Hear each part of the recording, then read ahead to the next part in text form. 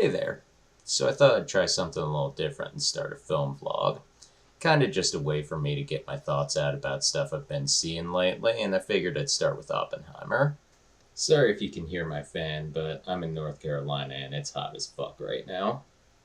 So, Oppenheimer is a great movie in all the ways everyone expected it to be. Tells a great story about a really scary time in American history. The acting performances are phenomenal, especially from Killian Murphy. He does a lot of really subtle face acting.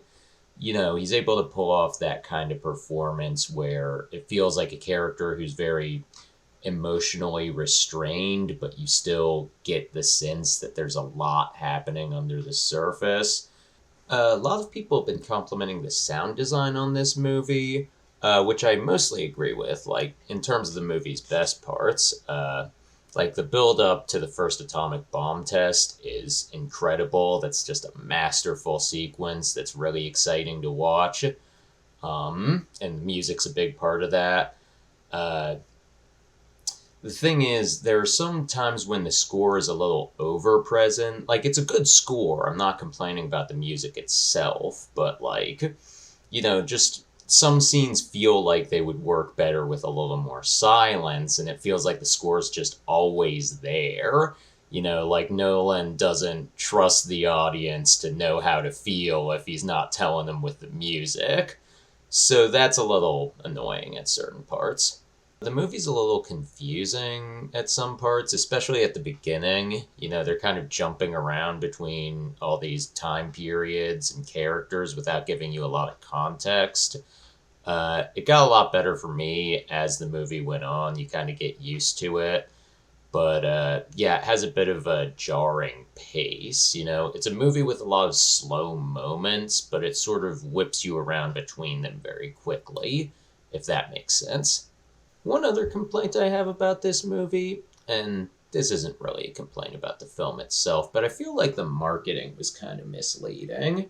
Everybody was talking about it like it was this huge spectacle that you had to see in theaters, and it's really not that. It's mostly just people sitting around and talking, which is fine. Not every movie needs to be a big spectacle. You can do a slow moving character study, but it just felt like they were trying to get people to the theaters by hyping up the spectacle more when that's really not a big part of the movie. And I can see why they do that. I mean, people don't tend to rush to the theater for historical dramas anymore. But yeah, don't buy into the hype. This movie would work just as well at home. I wanted to talk a bit about the politics of this movie. And to me, this movie actually felt surprisingly non political. Obviously, all art is political, especially a historical movie about a war. But what I mean is, it feels like this movie's not trying to have any particular political message. The politics are more like background noise. I had kind of figured Christopher Nolan for a rabid anti communist ever since I saw The Dark Knight Rises. That movie had this weird subplot about all the poor people in Gotham subjecting the rich people to this kangaroo court and then executing them. It was clearly a reaction to Occupy Wall Street. It was really, really dumb. Oh my god, my shirt changed all by itself. But yeah, this movie's not really preachy in the way that was. To the extent I've even seen some people call it pro communist, which I think is kind of ridiculous. I mean, Oppenheimer tries to unionize his lab workers at the beginning, but, if being pro union makes you a communist, then this country's truly lost. The movie's definitely critical of McCarthyism, which of course it kind of has to be because that's a pretty big part of Oppenheimer's life story, the way he was maligned as a communist. If this movie does have a point, I'd say it's that Oppenheimer, for all of his brilliance, was kind of naive. Early on, he speculates that the bomb could lead to an era of unprecedented peace because no country would dare go to war with another if everyone had these. And of course, the irony is you could argue that that happened. There was no World War III. The US and the Soviet Union never went to war. But of course, there were countless proxy wars and coups and chaos over the Cold War, not to mention just generations of people growing up traumatized by the possibility of a global nuclear war. So, if anything, he got his wish in kind of a twisted monkey's paw kind of way. The movie ends on a very uncertain note, which I think is appropriate. We're sort of with Oppenheimer as he's ruminating on what he's unleashed on the world. And he kind of has this vision in his head of a global nuclear war, which for him is a fear he's having for the first time. But I think it's significant that the movie ends on it because it's a fear that would come to define the next generation. Another thing I liked about this movie is how much they included of the discussion about whether to use the bomb in Japan and where to use it. A lot of people like to portray this as something the US had no choice in, like it was either this or a bloody invasion, but that's really not true. The US had already blockaded the country and gained full control of the airspace months before.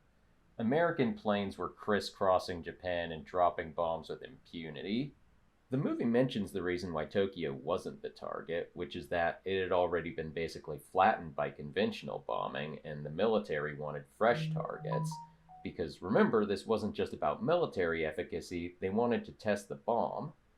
They even mentioned the reason why Kyoto wasn't bombed, which is literally just that some admiral liked going on vacation there.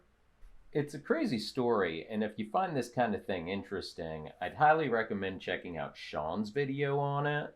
One moment that did bug me is they show Oppenheimer watching this slideshow, and it's clearly supposed to be pictures from after the Hiroshima bombing, and he's like reacting to it, but the audience isn't shown the pictures, and I just feel like that would have helped a lot if we could be reacting to it with him. I mean, I get that it's unpleasant, but the subject matter is unpleasant, and this movie's rated R. As it is, it just feels kind of toothless. I mean, did they only get the R rating so they could have a sex scene? And now I have to talk about the sex scene, and I'm sorry, but I have to talk about it. So, there's a scene near the beginning of the movie where Oppenheimer is in the midst of intercourse with a young lady. She's like on top of him, riding him, and then she gets up. They're not done or anything. She just gets up and goes over to the bookshelf. I guess she got distracted. I don't know. I don't know who does this during sex. She gets a book off the shelf, says, "What's this?" He says, "That's the Bhagavad Gita." Uh, she opens it, and of course, it's Sanskrit. She's like, "You can read this?" And he says he's learning. So she hands it back to him and is like, "Read this passage." And as he starts to read, she climbs back on top of him. And he goes, "I have become death." And then, she sits down, penetration happens, and he finishes, "The destroyer of worlds."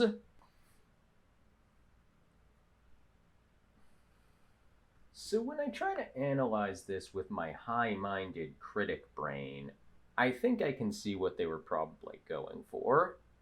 Spoiler warning, but this character will become Oppenheimer's mistress, and later on, after he ends the affair, she kills herself, which he feels responsible for. So this was probably intended as a bit of foreshadowing that, in a sense, he destroyed her world. And I guess it's also kind of drawing a thematic parallel between the guilt he'll come to feel for that and the guilt he'll come to feel for the bomb. That said, I can't shake the feeling that they were just trying to work in Oppenheimer's most famous quote, like it's his catchphrase or something. Say the line, Bart! Now I am become death, the destroyer of worlds. Yay! The whole scene is just so unnatural and forced. I just thought it was incredibly tacky. So that's about it. This movie made me want to smoke.